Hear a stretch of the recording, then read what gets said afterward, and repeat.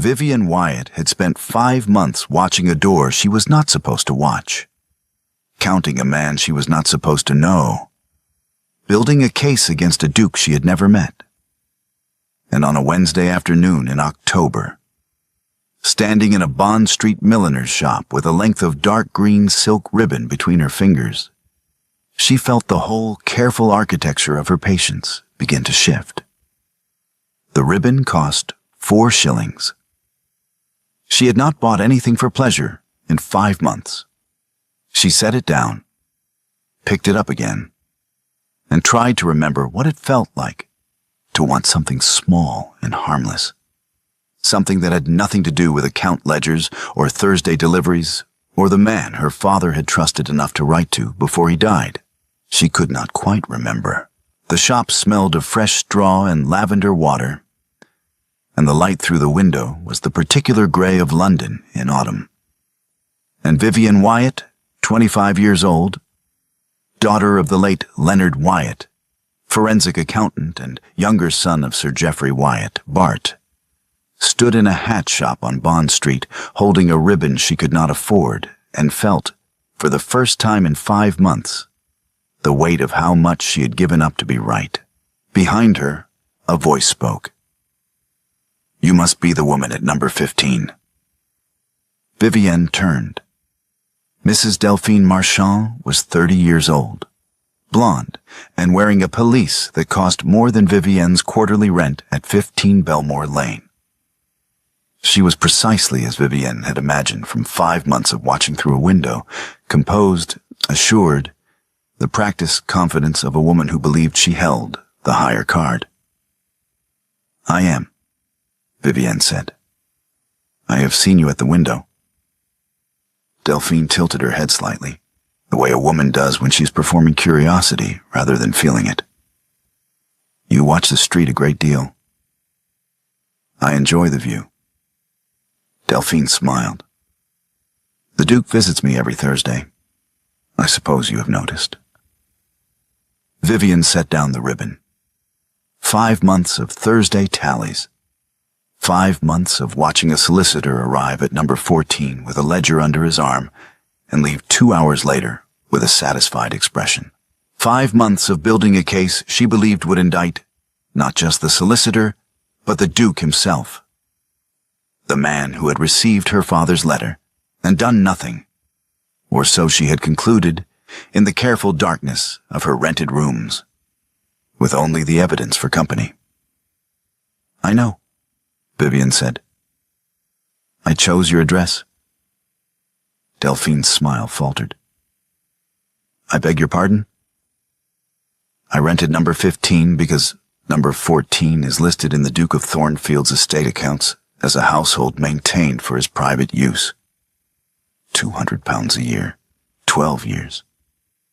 But the man who visits you on Thursdays is not the Duke. It is his solicitor. And the Duke does not know you exist." Neither of them had heard the bell above the door. "What did you say about my accounts?" The voice came from 3 feet behind Vivienne. Deep, direct, the voice of a man accustomed to asking questions and receiving answers. Vivienne turned and found Lord Nathaniel Hale, Duke of Thornfield, standing just inside the milliner's doorway in a dark coat, rain still on his shoulders, with the expression of a man who had stepped inside to avoid the weather and found something considerably worse waiting for him. She had studied his likeness in broadsheets. She had memorized his schedule, mapped his movements, built a theory of his complicity that this moment was about to test. He was taller than the broadsheets suggested, and his face held none of the comfortable indifference she had assigned him in her imagination. He looked, she registered, with something approaching alarm, genuinely startled. "Your Grace."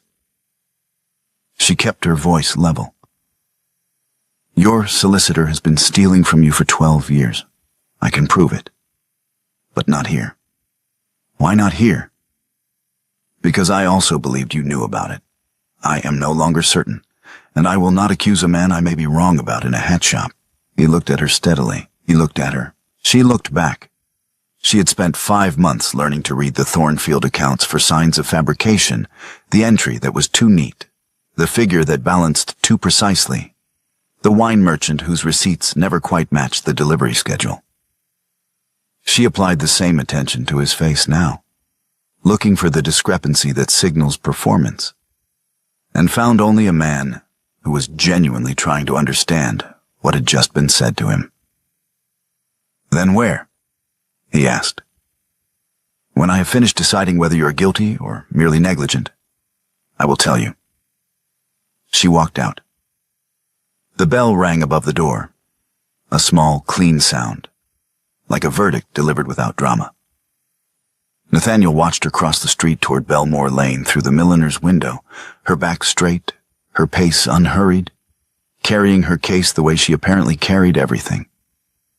Alone, in silence, without asking permission. He turned to Delphine Marchand, who had gone the color of new plaster.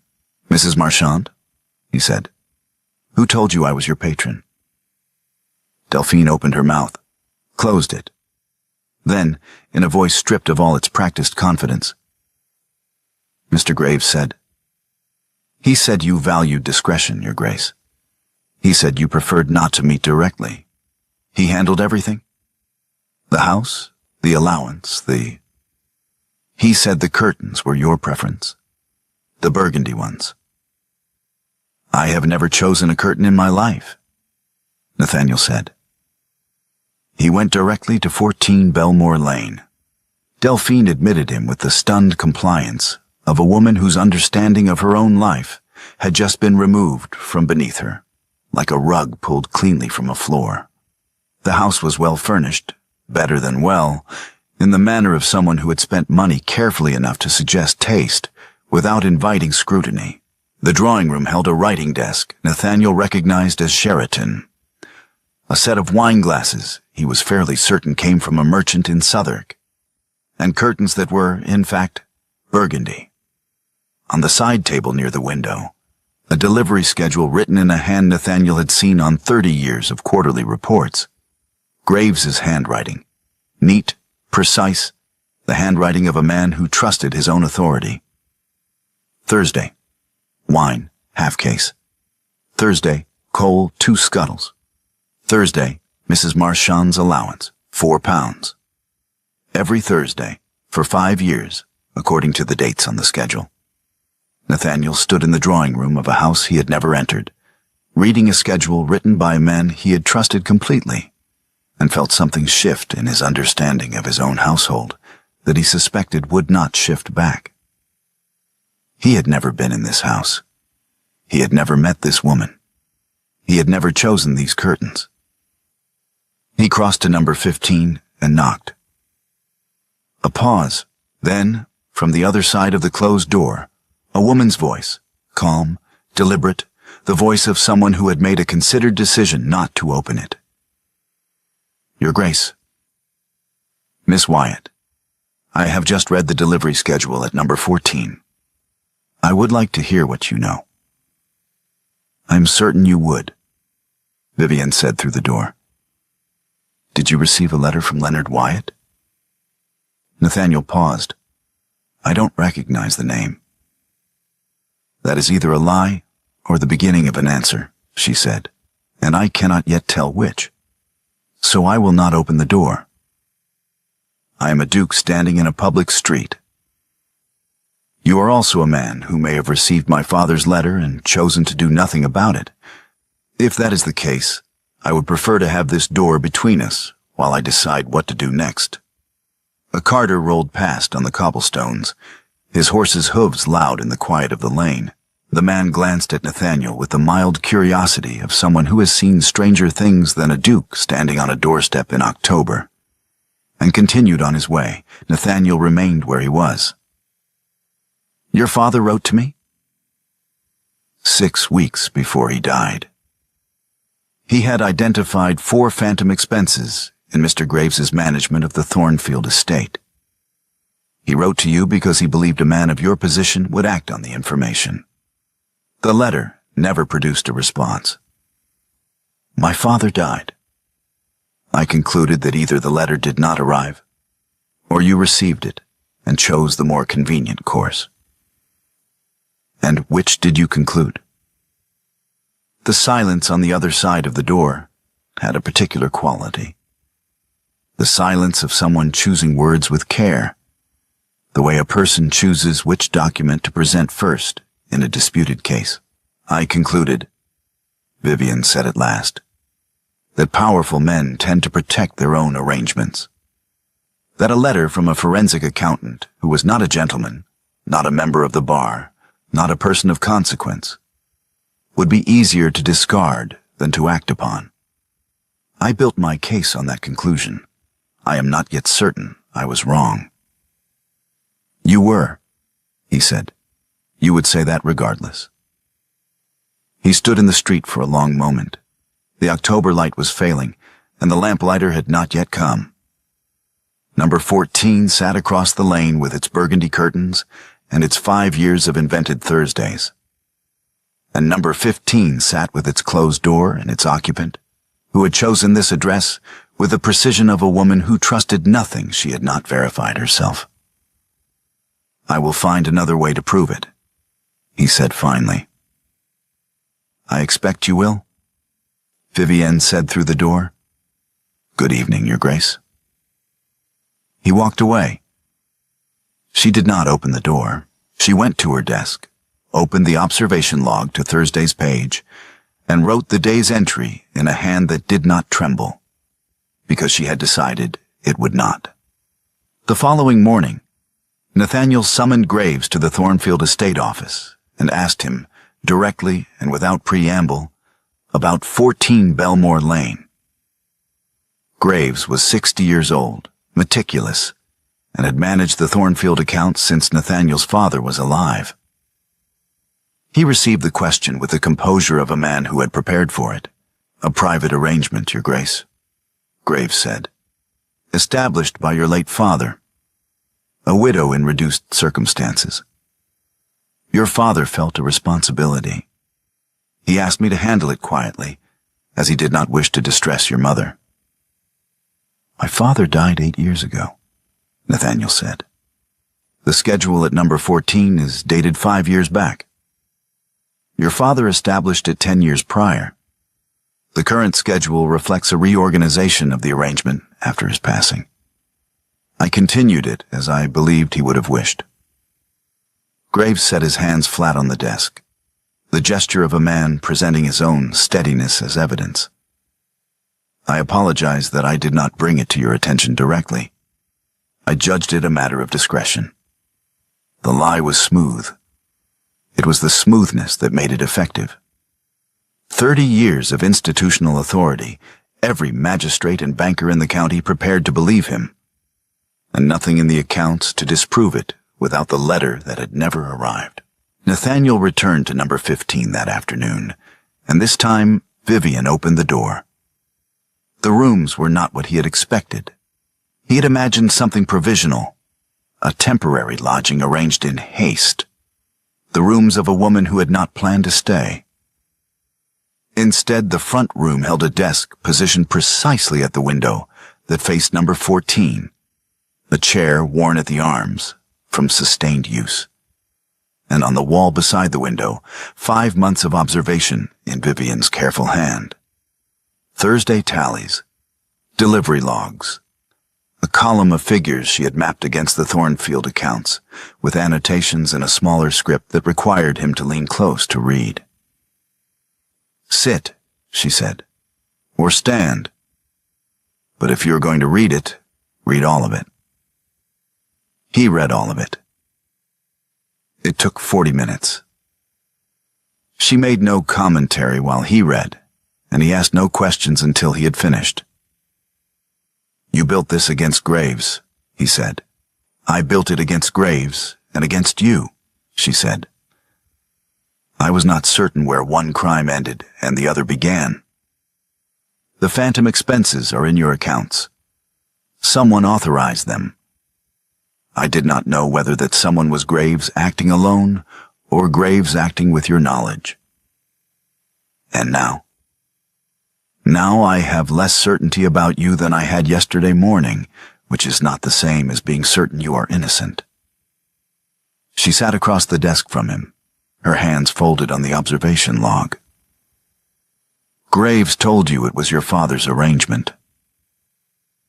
"Yes," he said, "and you cannot disprove it without the letter my father sent, which Graves intercepted, which means Graves has constructed a position that is unfalsifiable without evidence he controls." She looked at him steadily. "You are in the same position I was in when I rented this room. You believe something that cannot be proven with what you currently have." "Then we have the same problem," Nathaniel said. "We have related problems," Vivian said. "They are not yet the same." He set down the log. He stayed in the chair. Neither retreated and neither conceded. But the door between them was open now, literally and otherwise, and both of them understood that what had passed between them in the last 20 minutes could not be taken back. The letter from St. Bartholomew's arrived on a Tuesday. Vivian read it standing at the desk, and her hands, which had been steady through 5 months of Thursday tallies and 2 days of a Duke's unsettling scrutiny, were not steady now. The accusation was specific and fabricated with the precision of a man who knew exactly where to press. Leonard Wyatt, it stated, had been dismissed from his position at the Hargreaves Merchant House for falsifying accounts. His son Thomas, currently apprenticed to the surgical staff, was therefore the son of a disgraced professional, and the hospital board was reviewing whether the apprenticeship could continue. Thomas had 10 days. Nathaniel entered. He had taken to arriving mid-morning, as though the investigation had established its own timetable, and found her at the desk writing to Dr. Hargreaves in a hand that was not quite her own. He did not take the quill. He pulled a chair beside hers, sat, and placed his hand under the inkwell, holding it steady while she wrote. Their hands worked in parallel, hers forming words across the page, his keeping the ink from spilling when her grip tightened. She finished the letter. She set down the quill. "Thank you," she said. "Your hand was shaking," he said. "I know. It does that when someone threatens my brother." She did not look away from the letter. "Thomas is 19. He has wanted to be a surgeon since he was 12 years old. My father paid his first year's fees from money he had saved for his own retirement. The accusation is false. My father was never dismissed from anywhere. But false accusations in writing, delivered to the right board at the right moment, are as effective as true ones."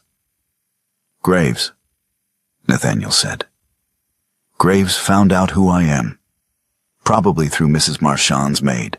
I was not as invisible as I believed, apparently." She folded the letter and pressed the seal. "He knows the case I am building. He is compressing the timeline." She visited Thomas at his lodgings near the hospital that afternoon. He was 19 and frightened and working very hard to perform composure for his sister's benefit, which made her chest ache in a way she did not have words for. Dr.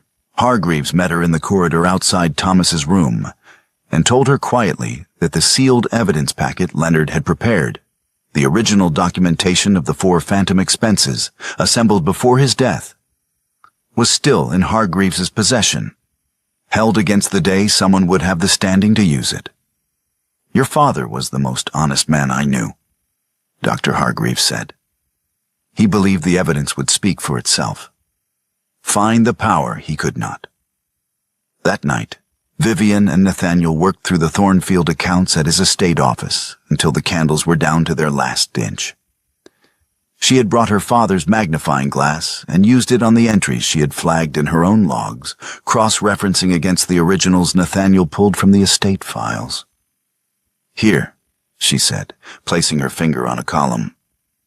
"The wine merchant in Southwark, billing quarterly since 1804. but the merchant closed in 1810. How do you know that? Because my father audited their books in 1809. He attended the owner's funeral in March of 1810. I have his notes. She moved the magnifying glass down the column. Graves has been billing a dead merchant for 12 years. The money goes somewhere. We need to find where. Nathaniel leaned over the ledger beside her.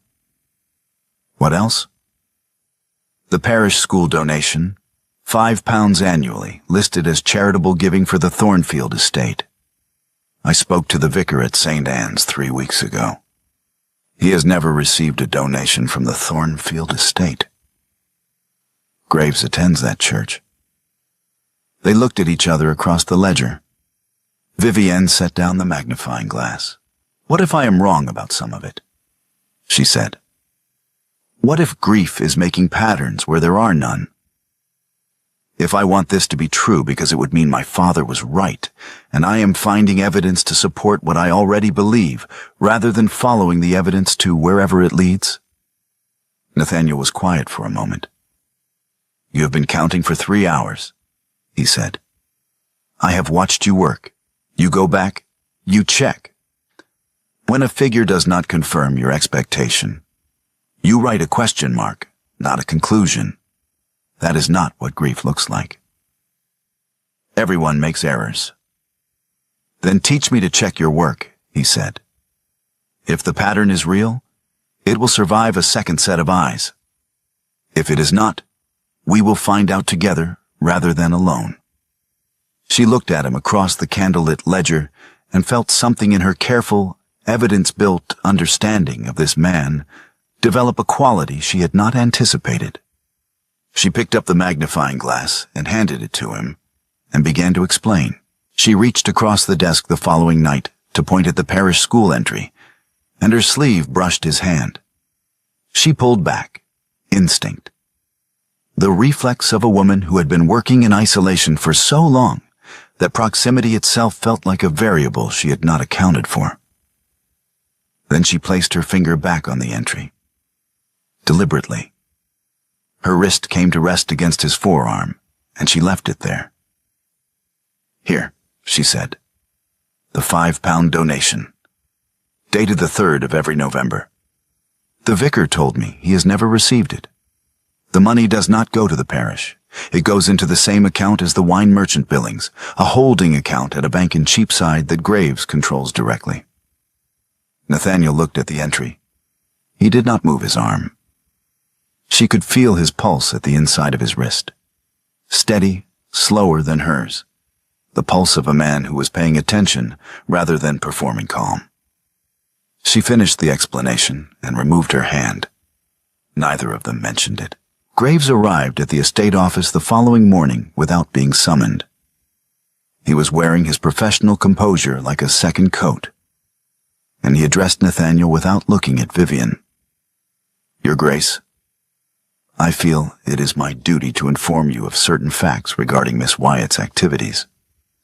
He set his hat on the table with the precise confidence of a man who has rehearsed this moment. She has been surveilling the Thornfield household at Belmore Lane for 5 months. She rented rooms directly across the street specifically to watch the property. More significantly, and I say this with regret, she initially believed that you yourself were complicit in any irregularities she suspected. She was building a case not merely against me, but against you. He turned to Vivienne then, giving her the floor with the generosity of a man who knows the floor is a trap. Nathaniel turned to her as well. Is this accurate? Yes, she said.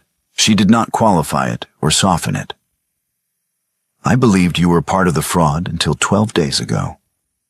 The evidence in the accounts pointed toward either your direct involvement or a degree of negligence that amounted to the same thing. I was wrong. The evidence, when I had access to your full records, eliminated you. The evidence, Nathaniel said. Yes, she said. Not trust. She met his eyes. I trust evidence. I do not yet trust people. I am working on it. He was quiet in a way that was not anger. She'd seen his anger, direct and immediate. The anger of a man who says exactly what he means. This was something else. He set down the ledger he had been holding and did not pick it up again. Graves left, looking satisfied. Nathaniel did not return to the estate office that afternoon. Vivienne remained at the desk and continued auditing the accounts, because the work was still the work regardless of whether anyone was watching. And she had never needed an audience to do what needed to be done. But the chair across the desk was empty, and the empty chair had a particular quality that she found difficult to ignore. He came back the following morning. He said nothing about the day before. He sat down and asked her to show him the Cheapside account records. She showed him. They worked in silence for an hour, and the silence was not comfortable, but it was functional. And she told herself that functional was sufficient. She was not entirely sure she believed it. Vivienne arrived at Thornfield unannounced the next afternoon and asked, through the footman who admitted her, to speak with the Duke. Nathaniel came to the hall himself, rather than sending word. "One question," she said. "Not an accusation. A question. Did you ever receive a letter from Leonard Wyatt?" His confusion was immediate and specific. Not the performed confusion of a man buying time, but the bewilderment of a man encountering a name that means nothing to him. "Who is Leonard Wyatt?" She read his face the way she read accounts, looking for the entry that does not match the surrounding figures, the detail that arrives too smoothly. There was no such detail. His confusion was genuine, and it was specific. And it was the answer she had come here to find. "Leonard Wyatt was my father," she said. "He was a forensic accountant. He identified the phantom expenses in the Thornfield accounts, the wine merchant, the parish school, the stable in Hampstead, the property at Belmore Lane. He wrote to the Duke of Thornfield because he believed the Duke would act. The letter never produced a response. My father died 6 weeks after he sent it." Nathaniel was very still. "Graves handled my correspondence." "Yes," she said. "He did." They arrived at the same conclusion at the same moment, and neither of them said it aloud, because it did not need to be said. The letter had never reached him. Graves had intercepted it. And 6 weeks later, Leonard Wyatt had died of a sudden illness that Vivienne had spent 5 months trying to prove was not natural. "Thomas's apprenticeship has been suspended," she said. "Graves used a fabricated accusation that my father was dismissed for falsifying accounts as leverage. Thomas has 9 days remaining before the board makes its decision permanent." Nathaniel sat down. He was a man who stood as his default. She had noticed this, the way he occupied space with the confidence of someone who had never needed to make himself smaller. The act of sitting down was not a small thing. When he looked at her, the quality of his attention had changed. The wariness that had been present in his face since the milliner's shop, the careful assessment of a man trying to determine another person's angle, was gone. What replaced it she could not name precisely, but it was the expression of a man who has just understood the full shape of a betrayal and is mapping its dimensions for the first time. "We need to move quickly," he said. "Yes," she said. "We do." She went to Delphine Marchand the following day. Delphine admitted her with the expression of a woman who has been waiting for this conversation since the milliner's shop, and has spent the intervening days deciding how to receive it. Vivienne sat across from her in the drawing room of number 14. The Sheraton desk, the burgundy curtains, the wine glasses from the Southwark merchant who had been dead for 12 years, and laid out the fraud plainly without softening it. Delphine's first response was silence. Not the silence of shock, but the measured quiet of a woman mentally reviewing 5 years of her own life, with new information applied to every entry. Then, He told me the Duke preferred burgundy because it held the light in the evening. He said—" She stopped, started again. "He brought me a book of fabric samples. He said the Duke had chosen specifically. He came every Thursday and asked how the household was running, and I told him, and he made notes. I assumed the Duke reviewed those notes. I thought someone was reading them." "Someone was," Vivian said. "Mr. Graves, to ensure the fiction remained consistent." 5 years. Delphine looked at the curtains. "I have been performing a life for a man who does not exist. Every Thursday, every delivery, I chose that writing desk because Mr. Graves said the Duke preferred Sheraton." She turned back to Vivian. "What do you need from me?" "Your testimony. Every Thursday you can remember, every instruction Graves gave you, every delivery, every invented preference, all of it." "You will have it," Delphine said, and her voice had the particular quality of a woman who has located her fury and decided exactly where to direct it. Graves sent men to number 15 the following afternoon. Vivienne returned from Thornfield to find her rooms scattered. The observation logs taken from the desk, the Thursday tallies removed from the wall, the filing boxes overturned. She stood in the doorway and looked at the displaced papers and felt the specific exhaustion of a person who has been careful for 5 months and has discovered that careful is not the same as safe. She sat down on the floor among the papers, not because she needed to sit, but because the floor was where the pages were, and the pages still needed to be sorted. Nathaniel arrived 20 minutes later. He surveyed the room, then sat down beside her on the floor without being invited, which was so thoroughly characteristic of him that she almost smiled. "They took the observation logs," she said. "What did they not take?" "Delphine's testimony. Mr. Poole's notes. I don't have those yet, but Graves doesn't know that. The sealed packet Dr. Hargreaves is holding. The Cheapside account records we copied last night." She picked up a scattered page and looked at it. "The critical evidence was never here. I kept this room as a working surface. The foundation was always elsewhere." Nathaniel took her right hand, turned it palm up, ran his thumb across the ink stains on her fingers, the permanent marks of her profession, the blue-black evidence of 5 years of other people's numbers.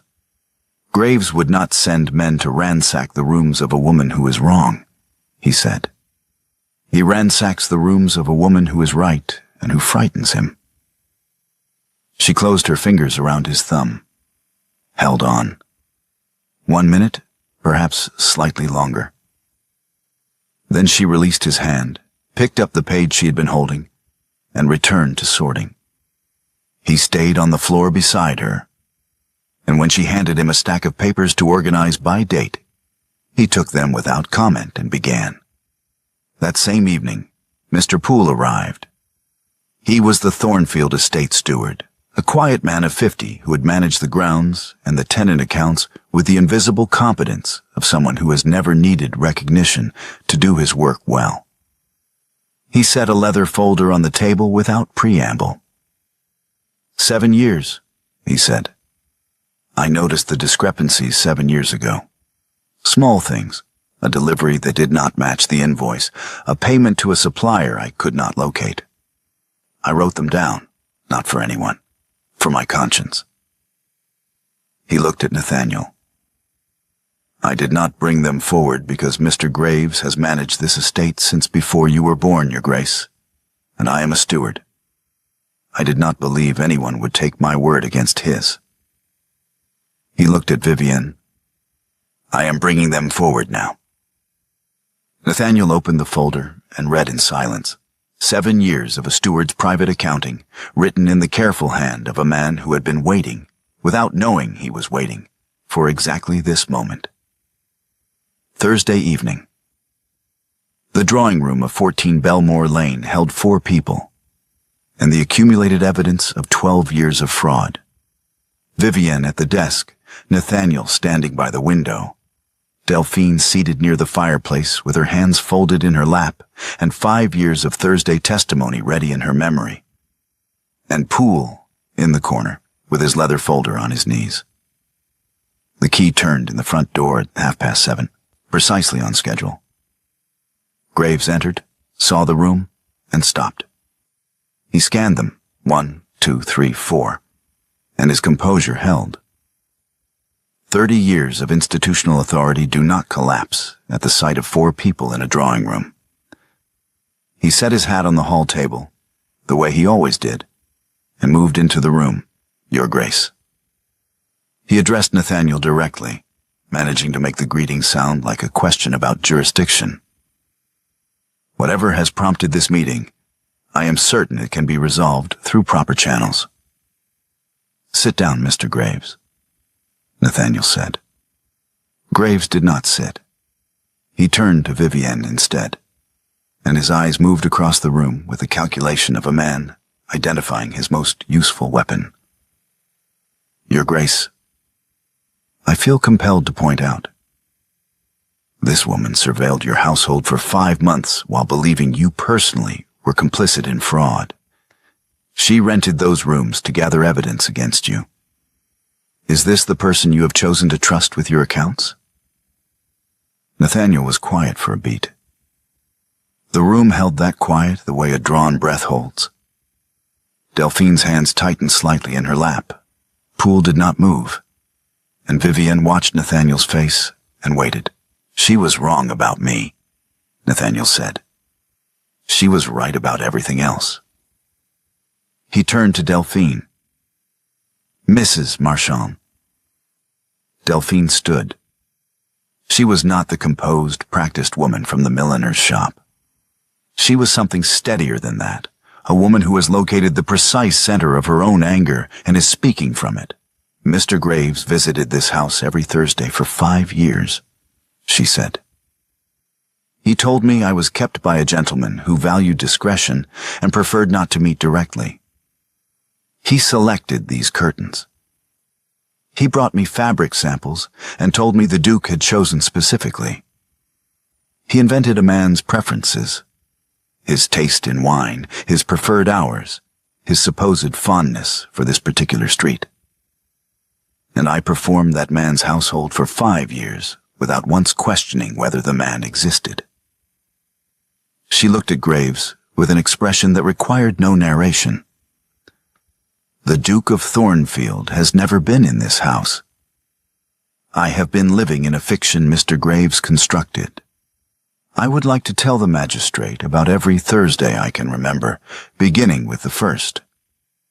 This woman is I am a widow who was deceived, Delphine said. There is a distinction you are very familiar with, Mr. Graves, because you drew it yourself. Poole spoke from the corner. I have noted discrepancies in the Thornfield accounts for 7 years. I am placing those notes on the table now. He set the leather folder on the table Graves had furnished with stolen money. I kept them for my conscience. I am producing them for the record. Graves looked at the room, the drawing room of the house he had built, the furniture he had chosen, the woman he had installed, the steward whose silence he had relied upon, occupied now by the people he had used and the man he had robbed. The total, Nathaniel said. Across 14 Belmore Lane, the wine merchant, the parish school, the stable in Hampstead, and the holding account at Cheapside is £6,432. Miss Wyatt calculated it.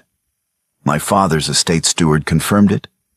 Your own ledgers, subpoenaed this morning by Magistrate Alderton's office, will confirm it again. I will consult my solicitor, Graves said. Your solicitor has been informed? Mrs. Marchand's testimony and Mr. Poole's notes were delivered to Magistrate Alderton before noon. The Cheapside account records were delivered at 2 o'clock. Nathaniel's voice held the directness that had frustrated Vivienne when she first heard it through a closed door, and now struck her as the most honest sound in the room. You will not leave this house tonight, carrying anything that belongs to my estate. Graves moved toward the door. He tried the handle. Poole had locked it, not theatrically, not with any visible satisfaction, but with the simple efficiency of a man completing a task he should have completed 7 years earlier. The magistrate's men arrived at 8 o'clock, after they had gone, and after Delphine had been escorted to the lodgings Nathaniel had arranged for her, and after Poole had taken his folder and walked back to Thornfield in the autumn dark. The drawing room was empty, except for 2 people, and the furniture Graves had selected with money that was never his. Vivian stood at the window that faced number 15, her own window, seen from the inside for the first time. She had looked at this room from across the street for 5 months. She had watched deliveries arrive and curtains be drawn, and a woman perform a life for an invented man. She had built her case in the dark of number 15, and now she was standing in the room she had watched, and it was empty, and her father's name had not yet been cleared in any record. And Thomas had 9 days that were now, as of this evening, resolved in his favor by a letter Nathaniel had sent to the hospital board that afternoon. The fraud was exposed. Her father was still dead. Nathaniel stepped forward. She did not step back. She placed her ink-stained hand flat against his chest and felt his heartbeat under her palm. Steady, present, the heartbeat of a man who had spent the last 10 days dismantling his own certainties and had not once pretended otherwise. "I was wrong about you," she said, "for 5 months." "I did not see you for 5 months," he said.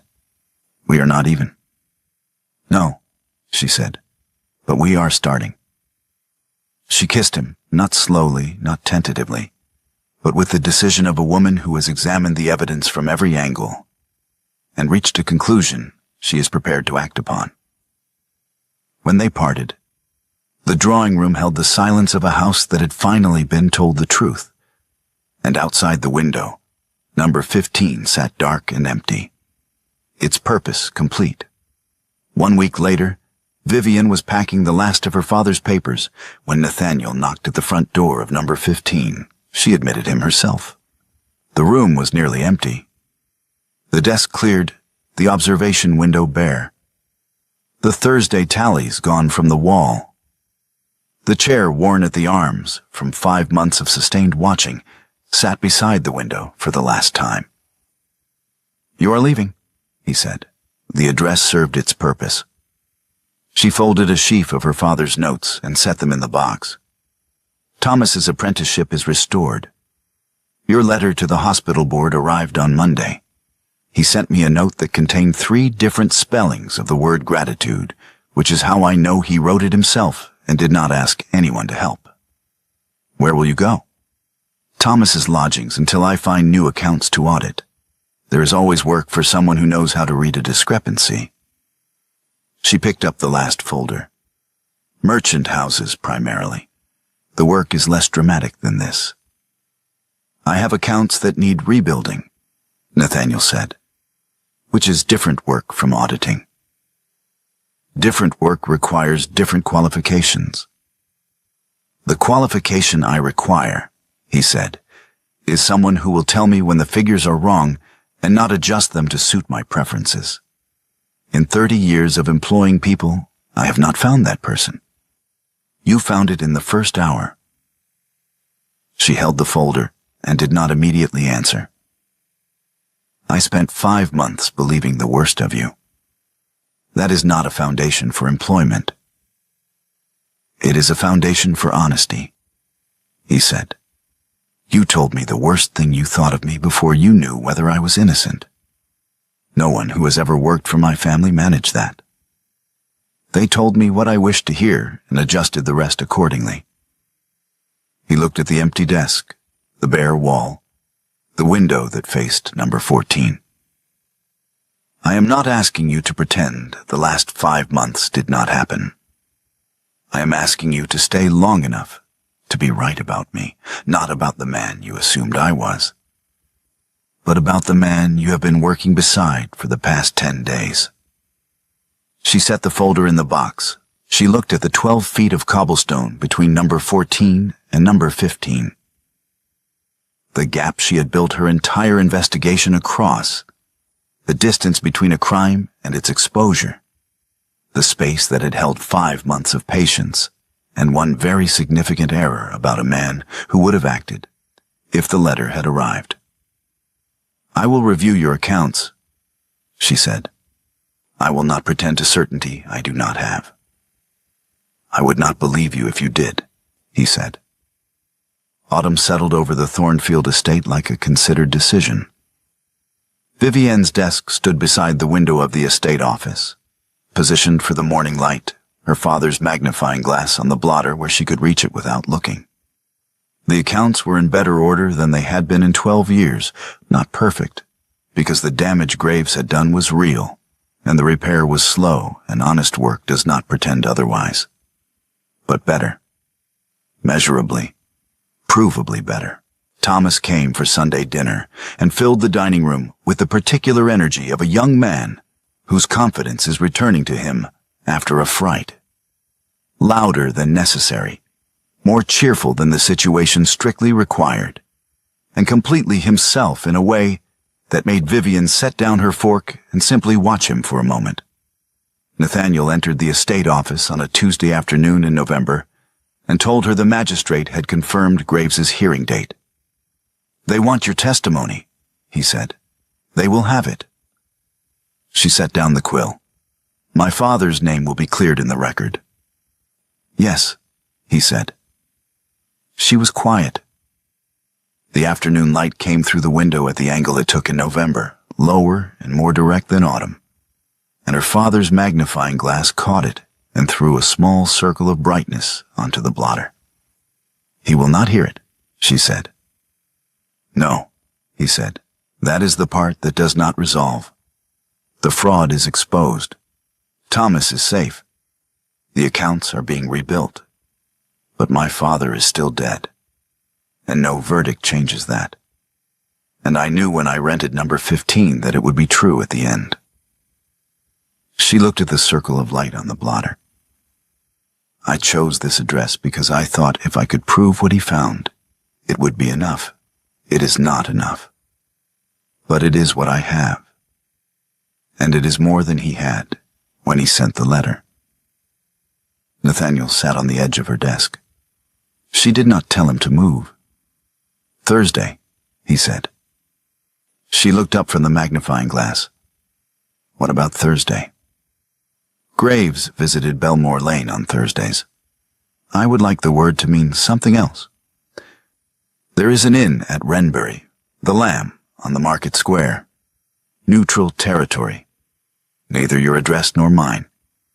Dinner, Thursday evening. I would like Thursdays to mean that instead."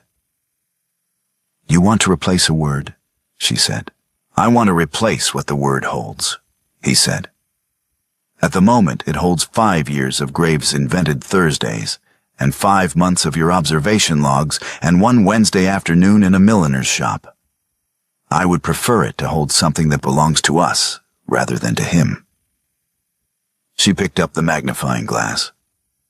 Her father had used it for 30 years on disputed accounts, on entries that did not quite add up, on the fine print of agreements that concealed more than they stated. She had used it for 5 years after his death on the same work, and for 5 months specifically on the accounts of a man she had believed guilty of complicity in her father's ruin. She set it down, looked at Nathaniel without it. Without the instrument of scrutiny, without the professional distance, without the careful management of what she allowed herself to see.